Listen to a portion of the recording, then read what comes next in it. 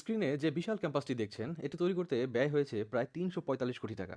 বড় বাজেট, বিশাল অবকাঠামো, কিন্তু প্রশ্ন হচ্ছে এই প্রকল্প কি তার লক্ষ্য অর্জনে সফল? এত বিপুল অর্থ ব্যয়ে যখন একটি প্রতিষ্ঠান গড়ে তোলা হয়, প্রত্যাশা থাকে বেকারত্ব কমানো, মানুষের আর্থিক সক্ষমতা বৃদ্ধি, দারিদ্র হ্রাস এবং দেশের অর্থনীতিতে নতুন সম্ভাবনা তৈরি করা। তবে বাস্তবতা কি সেই আশা অনুযায়ী হয়েছে? এই বিশাল ক্যাম্পাসে কি কার্যক্রম এমনভাবে চলছে যাতে মানুষের জীবন পরিবর্তন হয়, নাকি শুধু বিল্ডিং তৈরি করেই প্রকল্প সীমিত থেকে গেছে? আজকে আমরা কথা বলবো বাংলাদেশের একটি গুরুত্বপূর্ণ প্রতিষ্ঠান নিয়ে, গোপালগঞ্জ পল্লী উন্নয়ন একাডেমি, যা গোপালগঞ্জের কোটালীপাড়ায় অবস্থিত।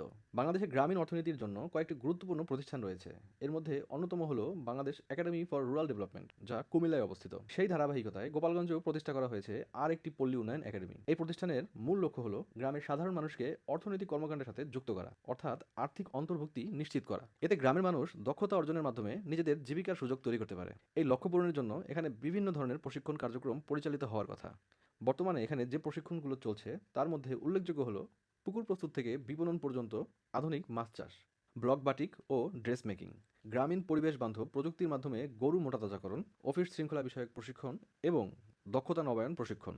এর আগেও আয়বর্ধনমূলক হস্তশিল্প, নারী উদ্যোক্তা উন্নয়ন, দক্ষতা উন্নয়নমূলক বিভিন্ন প্রশিক্ষণও পরিচালিত হয়েছে। কিন্তু এখানেই একটা গুরুত্বপূর্ণ প্রশ্ন আসে, এত বড় প্রায় ৩৪৫ কোটি টাকা খরচ করে একটা ক্যাম্পাস তৈরি করা হয়েছে, মানে পল্লী উন্নয়ন একাডেমি তৈরি করা হয়েছে, এর কার্যক্রম কতটা বিস্তৃত?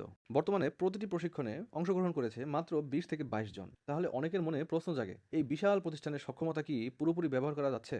অবশ্যই গ্রামীণ মানুষের জন্য মাছ চাষ, কৃষি উন্নয়ন বা গরু মোটাতাজাকরণের মতো প্রশিক্ষণ গুরুত্বপূর্ণ। এগুলো সরাসরি গ্রামীণ অর্থনীতির সাথে যুক্ত, মানুষের জীবিকার সুযোগ তৈরি করতে পারে এগুলো। কিন্তু আরও একটি বাস্তবতা আছে। আজকের বিশ্বে নতুন কর্মক্ষেত্র তৈরি হয়েছে, freelancing, IT skill, data analysis, programming, web development, digital marketing ইত্যাদি বিশ্ববাজারে চাহিদা সম্পন্ন দক্ষতা।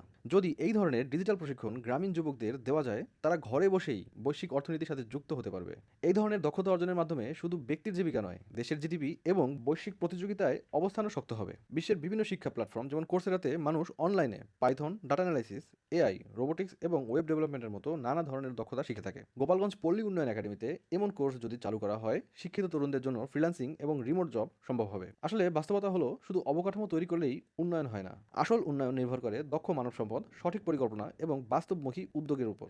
এই প্রতিষ্ঠানের প্রকৃত সাফল্য নির্ভর করবে কার্যকর প্রশিক্ষণ প্রোগ্রাম, মানুষের জীবন পরিবর্তনের উপর প্রভাব এবং দেশের অর্থনৈতিক প্রবৃদ্ধিতে অবদান যদি রাখতে পারে। আপনার কাছে কি মনে হয়, ৩৪৫ কোটি টাকা খরচ করে উঁচু দুটি বিল্ডিং এবং সুন্দর ক্যাম্পাস তৈরি করে গোপালগঞ্জের পল্লী অর্থাৎ গ্রামের মানুষ কতটা উপকৃত হয়েছেন? কমেন্ট বক্সে জানাতে ভুলবেন না। সবাইকে ধন্যবাদ, ভালো থাকবেন।